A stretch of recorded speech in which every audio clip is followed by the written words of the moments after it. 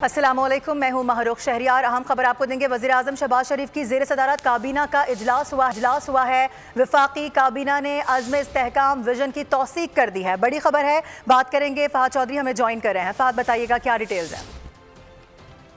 वज़ीर-ए-आज़म शहबाज शरीफ की ज़ेर सदारत वफाकी काबीना के इजलास में अज़्म इस्तेहकाम विजन से मुतालिक तफसीली ब्रीफिंग दी गई वफाकी काबीना को, और वफाकी काबीना ने अज़्म इस्तेहकाम विजन की तौसीक कर दी है। ज़राए के मुताबिक वफाकी काबीना की जानिब से वज़ीर-ए-आज़म ऑफिस के गुज़िश्ता रात के एलामिये की तौसीक की गई है।